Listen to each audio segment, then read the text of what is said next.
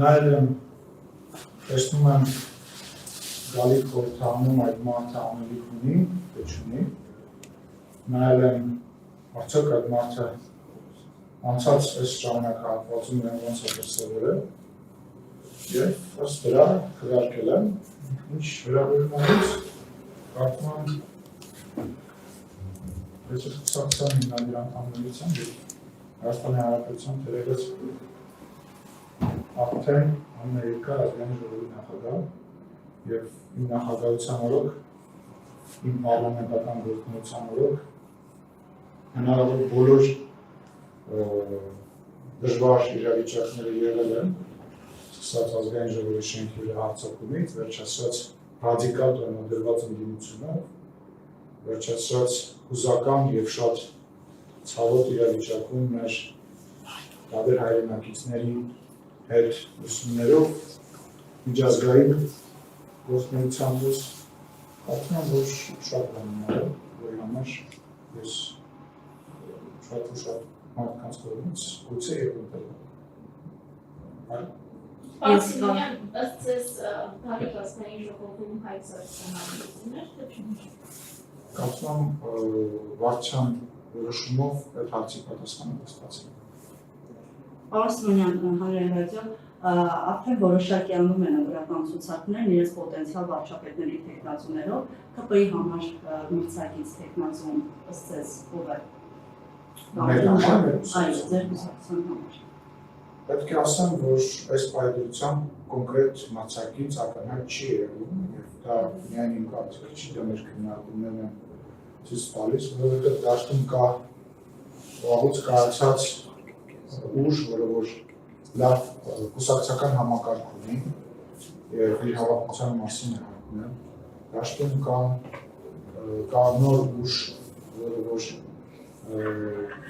հավակնում է մի մաս երիտասարդների, ջրելների, ես նկատի ունեմ նույնիսկ մի քանի ուժ կա, որոնք հավակնում են երիտասարդների նկատմամբ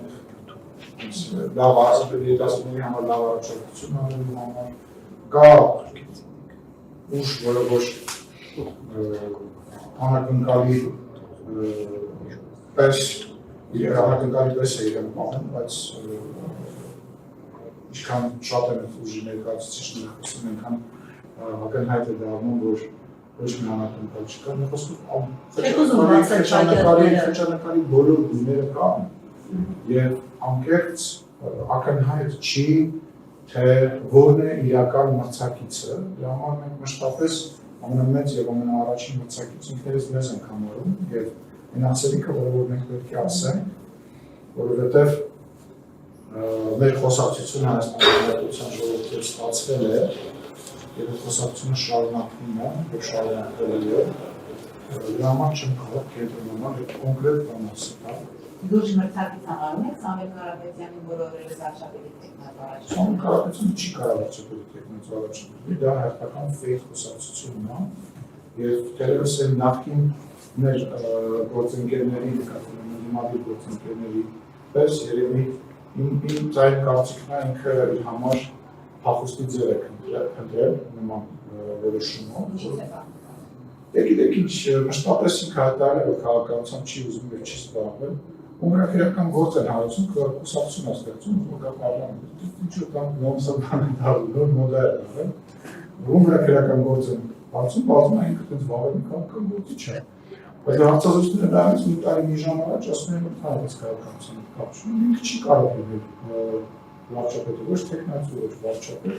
մի քիչ աբսուրդային է իրավիճակը։ Ելնելով իր երկհաղորդակցության Հայաստանի Հանրապետության օրենսգրքից ելնելով եւ էլի շատ ու շատ բաներից, բայց այնքան շատ է այդ բաները, որ նույնիսկ ասել կարելի չկա, այսինքն չի կարող լինել թեկնածու, չի կարող լինել ավտոպահով, չի կարող լինել վարչապետ, ինքը չի կարող ոչ մի բան լինել, Ռուսաստանում կամ Կիպրոսում ինչ-որ բան փոխի լինել, եթե դա թույլատրելի է զոնագրության ծանոթ չէ։ Պարզիմանները հայտարարում են այդ ձևով շարժումը, որ բոլոր սոցհարցումները վկայում են այն մասին, որ իրենք են մեծամասնություն կանելու ազգային ժողովում և ունեն Օրինակ, իրենք դες բան են ասում, թող խաչակնքվում։ Absolut, երբեք գիտակցեն, որ շատ մարդիկ ուղղակի շահից ելնելով, ֆինանսական շահից ելնելով, հողի շահից ելնելով, կարող են նրանց ասել ինչ որ լսել, կարող են գնալ եւ մտածել, որ այստեղ կարելի է ցուցակում հայտնաբերել,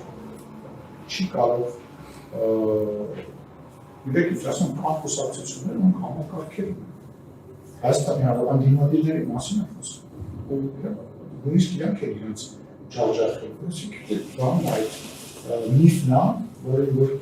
ռուսերեն նա կապերացում ասեմ, որ շատ ավելի հասկանալի է, մի պաշտոցի այն պարերի։ Նրանք իրենց բան են, շատ ցավն է այդ օթերում իրանց ալտերները չեք